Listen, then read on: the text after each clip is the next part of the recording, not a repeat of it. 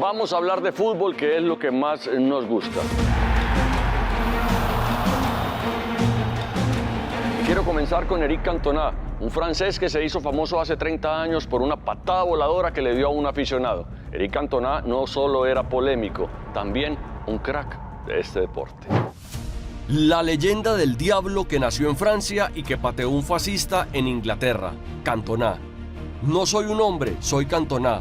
Palabras de Eric, quien se creía un ser superior. Su ego por los cielos, su maravilloso fútbol y su incontenible temperamento lo hicieron pasar a la historia.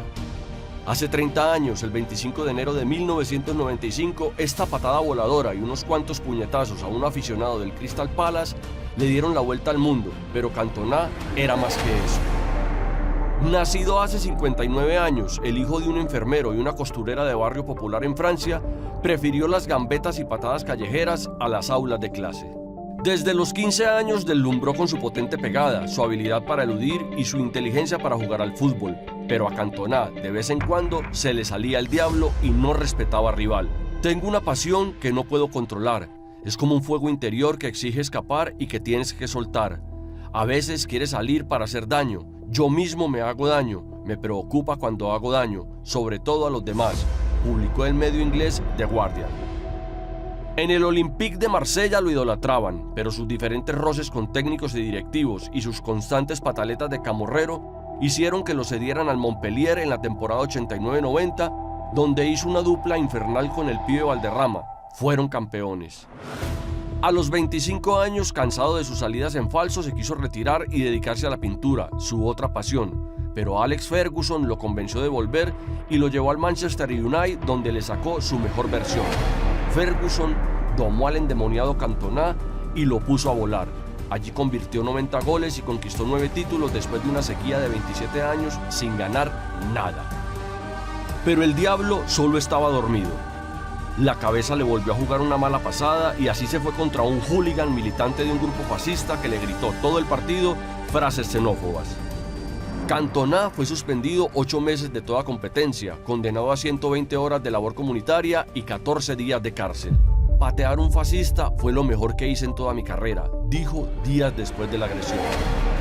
Eric Cantona se retiró a los 30 años. Hoy, 29 años después, se dedica a la música y la actuación.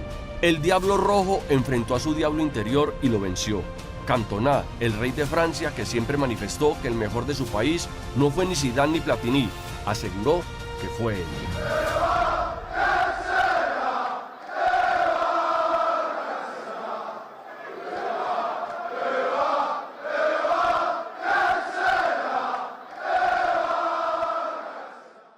Continuamos con David Ospina, el portero de Atlético Nacional que sigue vigente hasta en Selección Colombia. Muchos piden su retiro, pero David sigue demostrando que es el Rey David. Ospina y su recorrido, no solo aquí, sino en Europa. El renacer de David Ospina, otro partidazo que le ganó a la vida. Él es el dueño del arco de la Selección Colombia. Él es David Ospina Ramírez, el hijo de don Hernán y doña Lucía. Los que respetamos el fútbol y los que tenemos memoria no podemos olvidar lo que ha hecho y lo que sigue haciendo bajo los 3 palos el gran David.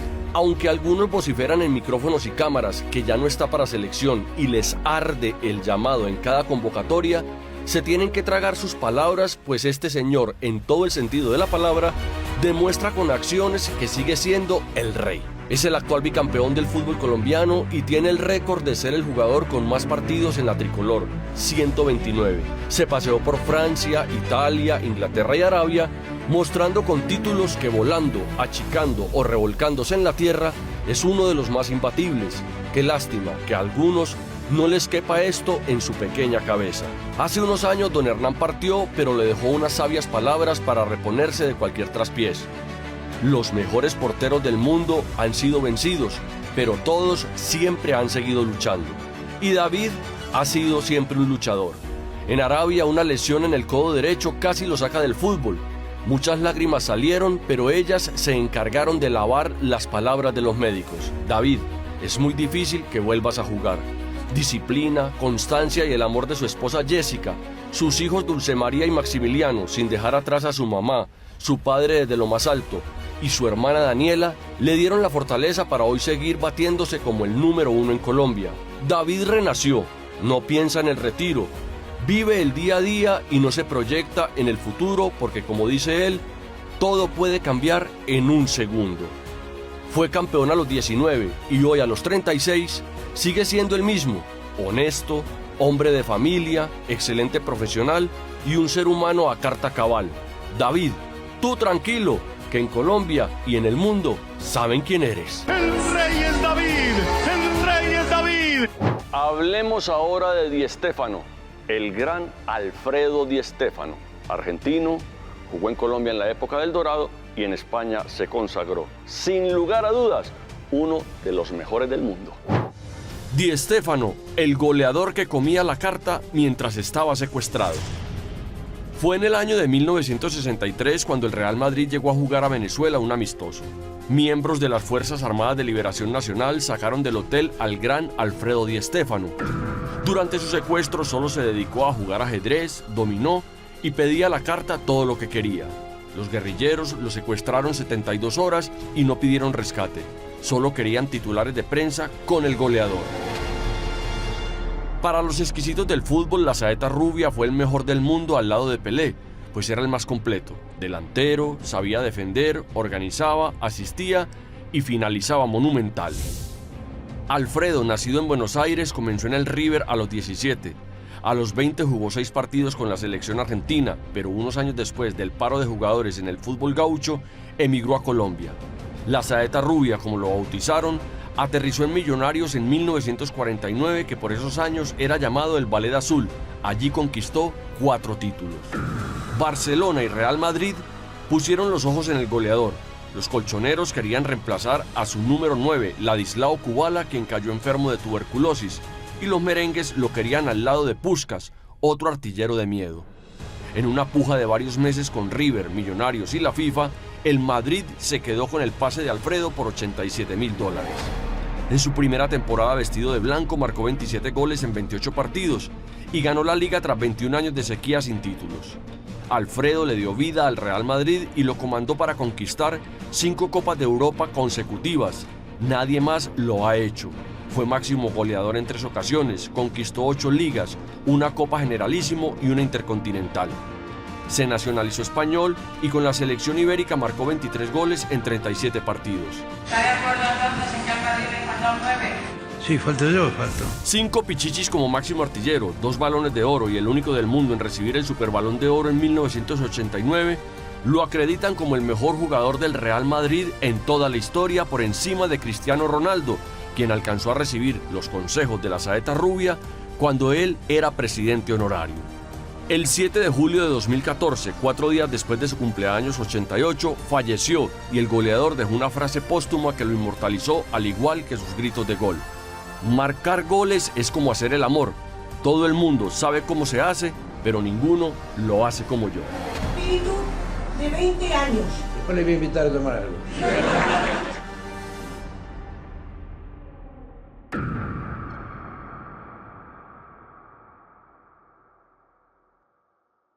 Oliver Kahn y Sepp Maier, 2 de las grandes figuras que ha tenido en el arco Alemania. Hablemos de Robert Henke, quien pudo ser el tercero, pero desafortunadamente su condición mental le jugó una mala pasada. Le dijo adiós a la vida a los 32 años. El arquero alemán Robert Henke no pudo soportar tanta presión y dolor, por eso se despidió temprano de este mundo.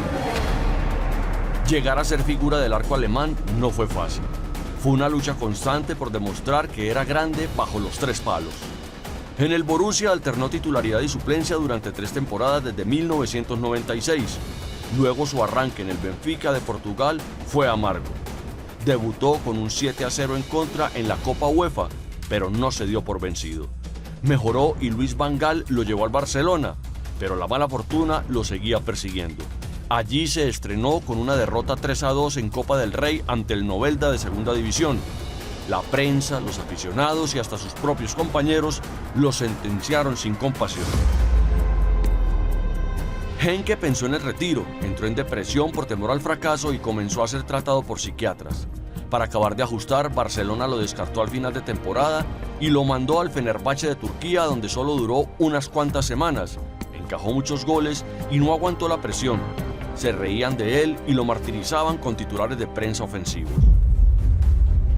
El Tenerife de segunda división lo rescató en 2003 y allí mostró de qué estaba hecho. Renació para el fútbol con grandes atajadas. La pequeña Lara llegó a su vida un año después y todo parecía mejorar en lo profesional y personal. Tanto así que regresó a su país para ser figura del Hannover y se convirtió en el mejor de la Bundesliga en la primera temporada. Pero el destino le volvía a quitar la alegría. Su hija Lara, de tan solo 2 años, falleció después de una falla cardíaca. Robert se refugió en el fútbol para luchar nuevamente contra la depresión. Los alemanes soñaban con que fuera el titular de la selección en el Mundial de Sudáfrica 2010. Lamentablemente, los síntomas regresaron más fuertes. El 7 de noviembre de 2009 jugó su último partido ante el Hamburgo. Al día siguiente se despidió de su esposa para ir a entrenar y Henke no volvió jamás. The city of Hanover is in mourning. On Tuesday night, hundreds of football fans began gathering to remember Hanover 96 goalkeeper Robert Enke, who died that evening. Su carro fue encontrado en las vías del tren donde Robert decidió terminar con su vida. Adiós a un grande del fútbol, adiós a un hombre que luchó siempre con un monstruo silencioso en su cabeza, la depresión. War das schon eine schwere Zeit. Es ist klar, weil Una enfermedad que muchos padecen y ocultan por no mostrar debilidad y donde el entorno no ayuda. Muchas veces fustigan, ofenden y critican y no se dan cuenta que detrás de un uniforme hay un ser humano que merece respeto y ayuda. Por eso, antes de señalar, piensa en esa persona que hay detrás de un uniforme. Robert Enke, gone but not forgotten. No podíamos dejar por fuera al gran Faustino Asprilla y sus cabriolas. Un crack en todo el sentido de la palabra. Para mí, no quiso ser el mejor del mundo porque no le dio la gana. Fausto, el gran Faustino.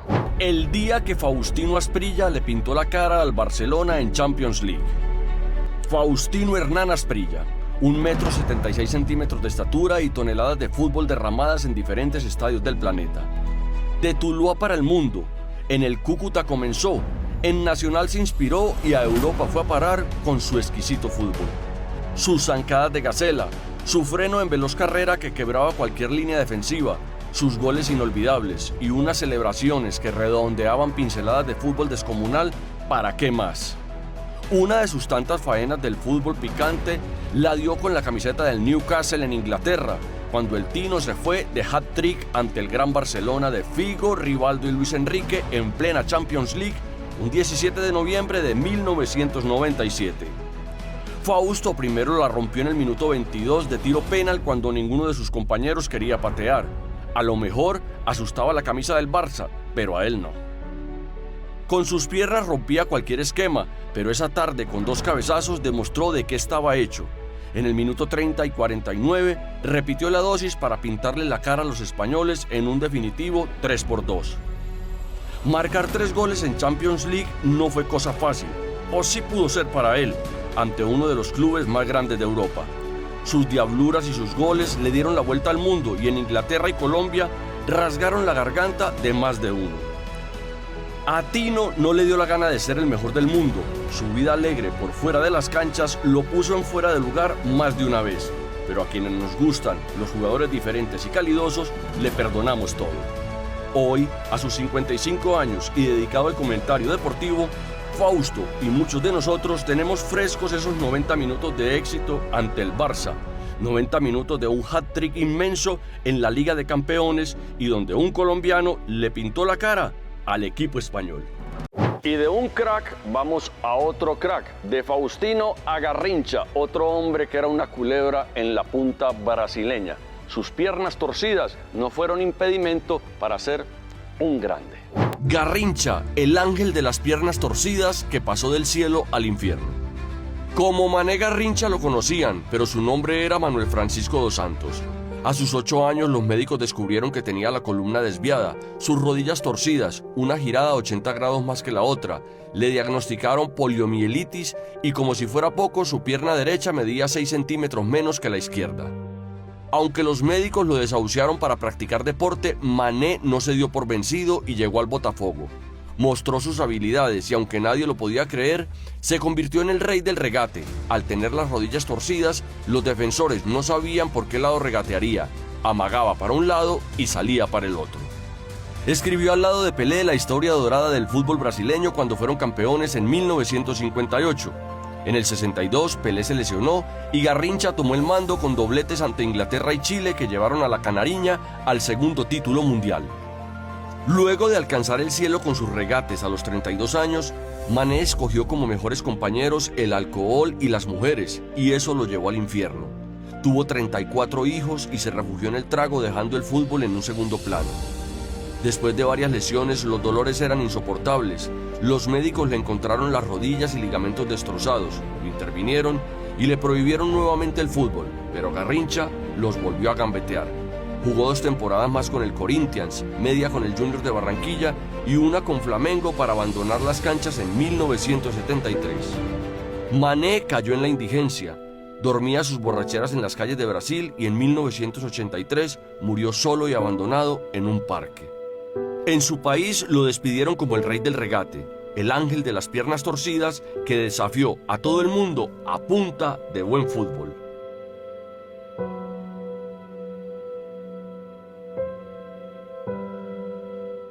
Ahora hablemos de un loco, Ugo Orlando Gatti, un maestro dentro y fuera del arco, diferente, audaz y una figura no solo cuando tapaba, también cuando tenía el micrófono. Hasta siempre loco, Ugo Orlando Gatti, el ídolo de Boca Juniors, que era diferente. A mí me ofrecieron $1 millón Boca River para... Esa es la despedida, un partido... ¿Para perder? Claro, para que me metan unos 2 goles. Pero el que me lo dijo yo lo conocía. Yo no lo conocía. ¿Y tú qué le dijiste? Yo le dije, dame $1 millón de dólares y me meto, no 1, 70. Así era el loco Gatti, desparpajado, sin filtros para hablar y un personaje que quedó en la historia de los grandes del fútbol. Como portero en los 70s y 80s era arriesgado, temerario, era distinto, era un loco con el balón, pues antes que guardameta se consideraba jugador. En Boca tuvo su época más gloriosa. Dicen que cuando consiguió la primera Copa Libertadores en el 77, atajó con los guantes que le regaló Amadeo Carrizo como cábala. Admirador de Mohamed Ali, otro grande del deporte, aseguró en el tema rey del fútbol que Maradona era un gordito, que Messi era grande en un fútbol mediocre, pero que como Pelé, ninguno. Gatti confesó también esto en una de sus tantas entrevistas. Unos vinitos hacen muy bien. Yo siempre tomé antes de los partidos, me sacaba los nervios, porque aquel que dice que nunca sintió nervios, miente. Y el vino me daba swing, tomaba más o menos medio litrito al día. Sus compañeros decían que nunca gastaba plata, que no invitaba a un café ni a bala, y que utilizaba el champú, la pasta dental y el perfume de ellos en el camerino para no gastar el propio. Le gustaba tomar el sol porque decía que eso le daba energía. Le tenía miedo a la oscuridad y por eso en concentraciones dormía a la luz de una vela. El loco ahora descansa al lado de los históricos del arco, otro histórico que siempre se salió del molde de los del montón bajo los 3 palos. Sigamos con las nuevas generaciones del fútbol colombiano. River Plate tiene una figura de Selección Colombia, se llama Kevin Castaño. Muchos dólares cuesta, de Itagüí para el mundo. Kevin Castaño, la obsesión más cara de River y el muñeco Gallardo. Hablar de Kevin Castaño es hablar del chico del sur del Valle de Aburrá, el chico monumental o el chico de los 57.000 millones de pesos. Lo primero porque nació en el barrio La Cruz de Itagüí hace 24 años. Lo segundo porque ahora su casa es el Estadio Monumental de River. Y lo tercero porque al cambio del dólar hoy en Colombia, su traspaso le costó al equipo millonario 57.000 millones de devaluados pesos colombianos, 13.8 millones de dólares. De Kevin Castaño, las vacas sagradas del periodismo colombiano dijeron que se había perdido para el fútbol y la selección porque estaba jugando en Rusia, pero no contaban con que existía alguien siguiéndole los pasos desde Argentina. Y es que a Marcelo Gallardo, técnico de River Plate, se le había convertido en una obsesión la llegada de esta joya colombiana al conjunto de la banda cruzada. Lo siguió cuando comenzó en Águilas Doradas, cuando voló a México al Cruz Azul en sus 16 juegos con la Selección Colombia y luego en el Krasnodar de Rusia. El muñeco Gallardo hoy está tranquilo porque tiene un refuerzo top y de élite mundial. Kevin llegó a un equipo con mucha historia colombiana. Es el jugador número 18 de los nuestros en ponerse esta pesada camiseta. Por solo destacar unos allí, fueron ídolos Juan Pablo Ángel, Mario Alberto Yepes, Radamel Falcao García, Juan Fernando Quintero y Rafael Santos Borré. A Kevin lo formó Richard, su papá, quien lo bajó de la posición de delantero a volante de marca porque le vio más condiciones en este puesto. Es más técnico que físico, con mucha dinámica y con pases certeros para habilitar a los hombres gol. Llegó la hora de Kevin. Llegó la hora de demostrar por qué en Itagüí se forman monumentales jugadores que cuestan 57.000 millones. El 10, el Dios, Pelusa. Tuve la fortuna de entrevistarlo por allá en 1995, cuando no le hablaba a la prensa en un partido amistoso entre Boca y la Selección Colombia. Diego Armando Maradona hacía goles hasta con la mano y nadie lo pillaba. La mano de Dios, el gol con el que Maradona le cobró a los ingleses la invasión a las Malvinas. Siempre Maradona es un drible, se va entre tres, siempre Diego, genial. Tocó para Valdano, entró Maradona, falta el intentar un ¡gol!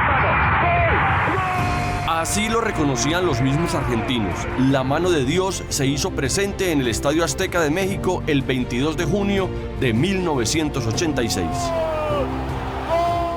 El Diego eliminó 3 rivales, levantó una pared para Valdano, pero el defensor inglés rechazó con la mala fortuna que el balón hizo un globo. Maradona, 20 centímetros más pequeño que el portero Peter Shilton, se elevó por los aires y consiguió la polémica anotación. Celebró mirando de reojo al árbitro que consultó con el línea, pero nada que hacer. Literal, Maradona le metió la mano a Inglaterra. El 10, después del encuentro donde eliminaron a los ingleses de cuartos de final, manifestó que el gol había sido un poco con la cabeza y un poco con la mano de Dios, y así lo bautizaron. 4 años antes de este mundial, en 1982, Inglaterra invadió a las Malvinas y echó de esta isla a los argentinos. Con este gol, que fue como una revancha simbólica, Maradona dijo: «Era más que ganar un partido, más que dejar fuera de la Copa del Mundo a Inglaterra. Nosotros hacíamos culpables a los jugadores ingleses de todo lo que había sucedido en las islas. Nosotros estábamos defendiendo nuestra bandera». Muchos podrán decir que fue trampa o viveza de Maradona, pero hasta para eso le alcanzó al Diego. Inmortalizó un gol que en esta época de VAR podría ser anulado, pero en el 86, 114.450 aficionados vieron la mano de Dios en el Azteca, pero el árbitro jamás. La mano de Dios. ¿Qué mano de Dios? Fue la mano del Diego, y fue como robarle la billetera a los ingleses, puntualizó Maradona unos años después. ¡Te quiero, Diego! Unos dicen que hay que darle duro y al centro, otros que hay que buscar el ángulo, pero Panenka no lo hacía así. Decían que era irresponsable, que no sabía hacer las cosas, pero anotaba unos golazos.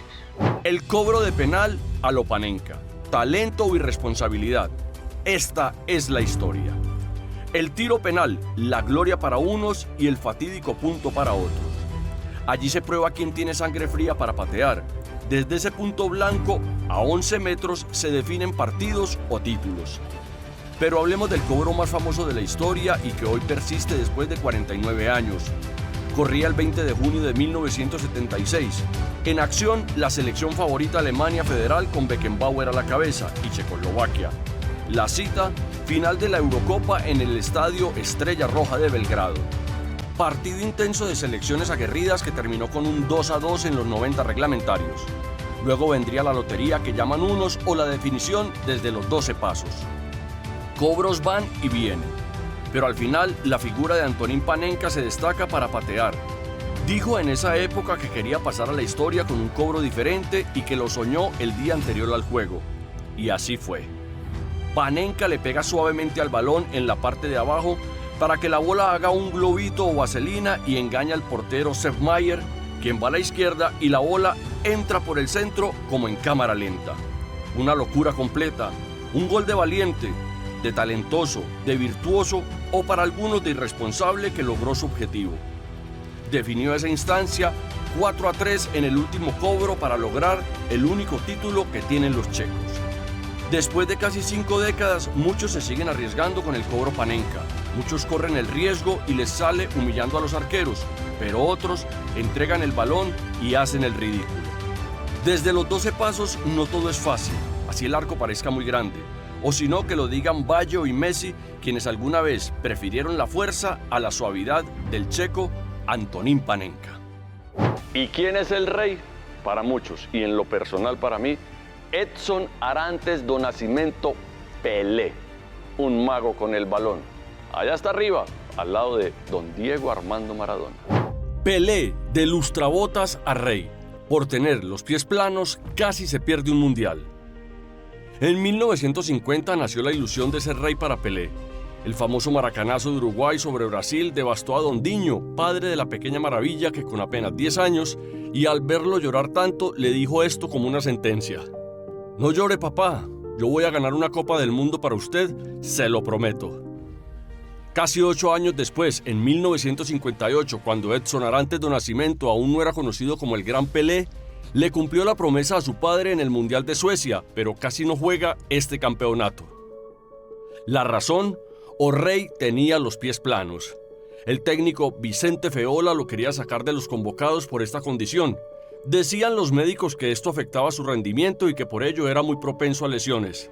De inmediato, los compañeros de Pelé protestaron, en especial Garrincha, y le dijeron al DT que no lo discriminara por esto y que lo querían titular. Así frenaron su salida. Pelé, con sus pies planos, se convirtió en el jugador más joven en marcar en un mundial con tan solo 17 años y 239 días. Le anotó un gol a Gales, 3 a Francia en la semifinal y un doblete a Suecia en la final para levantar la primera Copa Mundo para la selección del Jogo Bonito. El rey conquistó 3 mundiales, en 1958, 1962 y 1970. Marcó 12 goles en ellos. Fue expulsado 3 veces en su carrera, pero curiosamente en una de ellas volvió a la cancha y expulsaron más bien al árbitro colombiano Guillermo El Chato Velázquez. El espectáculo debía continuar con el más grande en el amistoso de la Selección Colombia y el Santos de Brasil. Pelé, quien limpiaba baños y era lustrabotas con su papá cuando era chico, le demostró al mundo que los pies planos no fueron impedimento para ser el rey del fútbol. Volvamos al país y hablemos ahora de un tigre, del Tigre de Amalfi, que está en Inglaterra, en el Crystal Palace. Saltó de las tribunas de Atlético Nacional a la cancha y hoy es considerado uno de los mejores laterales derechos del mundo. Nació en un pueblo marcado por la violencia, vibró como barrista de Nacional y hoy pisa fuerte en Inglaterra. Personajes no con muy buena reputación como los Castaño, leyendas de los abuelos sobre la maldición del oro o el tigre que se aparecía de vez en cuando en Amalfi hacían parte de las tertulias en las esquinas de este municipio del nordeste antioqueño. Hoy en Amalfi no se habla de paramilitarismo, ya no brilla tanto el oro y del tigre solo se dice que se mudó hace unos años a Inglaterra. Ese tigre nació un 26 de mayo y allí en Amalfi lo bautizaron sus padres como Daniel Muñoz Chitiva. Hoy, a 8.400 kilómetros en el municipio de Croydon, en Londres, Inglaterra, el Dani Muñoz se codea con los grandes en la mejor liga del planeta. Muchos dicen que debutó tarde en el fútbol, a sus 21 años en Águilas Doradas. De allí voló al Atlético Nacional, donde primero pasaba los domingos haciendo fuerza en la tribuna con sus amigos barristas, los del sur, pero muy rápido salió al Genk de Bélgica por unos mal contados $5 millones, donde se catapultó como grande internacional y el Crystal Palace inglés no dudó en ficharlo, doblando la cifra a 10 millones. Hoy Transfermarkt lo cotiza en 25 millones de euros y ya hablan de varios clubes que están al acecho del defensor colombiano, como el Manchester City de Pep Guardiola, el Chelsea o los encopetados Barcelona y Real Madrid de España. Próximo a cumplir 29 años, Dani no tiene afán, todo lo hace con seguridad y dejando huella por donde pasa. Ya lo han catalogado como el lateral más dinámico del mundo en territorio inglés y uno de los mejores del planeta en esta posición, pero esto no lo distrae. Asistencias y goles de Dani en cada fecha nos tiene pegados a la pantalla viendo la Premier League. El Crystal Palace, que antes no existía para los colombianos, ya está en el corazón de muchos, principalmente de los amalfitanos que ven a su hijo triunfando en el Reino Unido, la tierra de los monarcas. Y nos vamos de Amalfi a Hungría, un salto grande y con golazos. golazos del señor Ferenc Puskás, un artillero letal. El mejor gol del año, toma ese apellido, Puskás. El gordo Puskás, un comandante que le dio su nombre al mejor gol del año. Hablar del gol Puskás es hablar del mejor gol de cada año según la FIFA, y ya un colombiano hace parte de esta galería, James Rodríguez en el Mundial de Brasil 2014. Pero ¿quién era Puskás que da el nombre al mejor gol del año? Ferenc Puskás fue un jugador húngaro que derrumbó todos los récords como goleador. En su país registró 358 goles en 349 partidos y con la selección 84 en 85 juegos. Durante 4 años el nacido en Budapest no perdió ni un partido hasta que fueron derrotados por Alemania en la final del Mundial de 1954. En Hungría los jugadores tenían rango militar, pues el ejército patrocinaba a las selecciones y decía que si eran buenos atacando y defendiendo, podrían servir en cualquier confrontación. Puskás era comandante. En 1956, cuando ingresaron las tropas soviéticas a Hungría, Puskás huyó y fue declarado como traidor a la patria. La FIFA y la UEFA lo inhabilitaron con 2 años por fuera de las canchas. En 1958, el presidente del Real Madrid, Santiago Bernabéu, lo enlistó, por así decirlo. Puskás llegó con 31 años y 12 kilos de más, seguramente por su para obligada, y el técnico solo dijo: ¿y con la panza qué hacemos? Ese gordito que parecía ya no prometer por sus 1,66 de estatura y su figura abultada, jugó 8 temporadas con el Real Madrid, conquistó 5 ligas consecutivas, una Copa España, 3 Copas de Europa, una Intercontinental, 4 pichichis como máximo artillero y la tontería de 242 goles en 262 partidos. Ferenc Puskás, el comandante gordo que jugó hasta los 39 años en el Real Madrid, dueño de una zurda mágica experta en romper redes y quien fue proclamado como el máximo goleador del siglo XX. A él se le debe el premio Puskás de todos los años. Y si hablamos de goles hermosos, no podemos pasar por alto el de Roberto Carlos, el maravilloso brasileño que tenía una zurda prodigiosa, fola seca, 30 metros de distancia y una curva maravillosa. El golazo que la ciencia trató de explicar.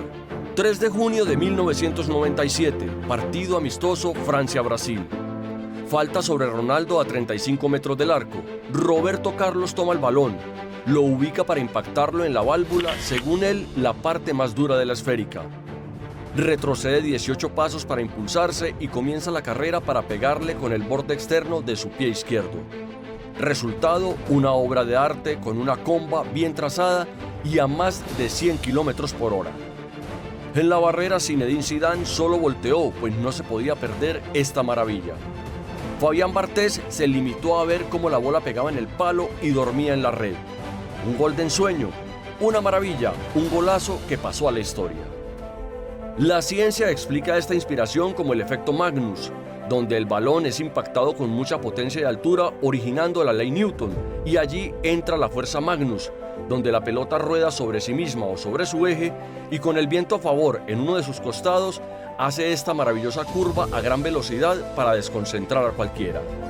El gran lateral izquierdo brasileño no sabe ni entiende de leyes, él solo atinó a decir: son cosas del destino para jamás olvidar, y con unas botas que están en la historia. La gente nunca lo olvidará. Zidane le manifestó al final: solo tú puedes hacer cosas como estas, Roberto Carlos. El Lobo Zagallo le gritó desde el banco que si la metía de ahí, se largaba del banquillo, pero no cumplió. Tenía que festejar esta maravilla del buen fútbol que ocurrió ya hace casi 28 años. ¿Y qué tal un pase de Roberto Carlos a Zlatan Ibrahimovic? Un polémico cascarrabias, pero un crack en la cancha. Golazos de categoría y patadas voladoras bien hechas. De ladrón de bicicletas a goleador en 7 países. Tremendo gol de media chilena, impresionante, Dieguito, mire lo que hizo este animal. Y este animal del gol nos acostumbró a eso, a marcar solo golazos como este desde 30 metros en el juego amistoso de Suecia sobre Inglaterra, el Puskás al gol más bello en el 2013. Arrogante, narcisista e incomprendido, así se catalogaba Zlatan Ibrahimovic. Ibra en su juventud se dedicó a robar bicicletas, según él, más por hobby que por necesidad, pues decía que le gustaba sentir la adrenalina, aunque la policía lo atrapó varias veces. A sus 18 años se dio a conocer en el club de su ciudad natal, Malmö, Suecia. Perdían un juego 3-0, entró en el segundo tiempo y el marcador final fue 8-3. Los 8 goles, por supuesto, del narigón Zlatan. El León de Suecia tenía otra afición, las artes marciales, donde alcanzó el cinturón negro en taekwondo. Esa habilidad para elevar sus piernas, sacar los codos y patear con fuerza, la implementó para marcar más golazos por donde se paseó. Ajax, Juventus, Inter, Barcelona, Milán, Paris Saint-Germain y Los Ángeles Galaxy. Una frase que dijo cuando terminó su paso por la MLS con Los Ángeles encierra lo elevado de su ego. ¿Ustedes querían a Zlatan? Pues ya les di a Zlatan. De nada. La historia continúa. Vuelvan a ver béisbol, gringos. En su carrera a nivel de clubes marcó 511 goles oficiales en 866 partidos y logró 32 títulos. Pero el chico malo también tenía su corazoncito. En un partido sorprendió con esta imagen lleno de firmas en su pecho y espalda. Se trataba de una campaña con nombres de personas que sufren de hambre en el mundo. Unos 800 millones lastimosamente. Zlatan quería combatir este flagelo de la humanidad.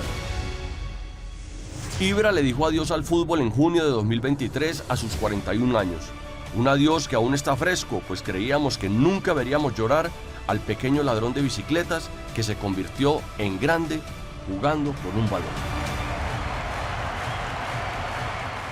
Estas fueron las crónicas de Sergio Eric con grandes del fútbol mundial. Historias que seguramente compartiremos de generación en generación. El fútbol, el mejor espectáculo del mundo.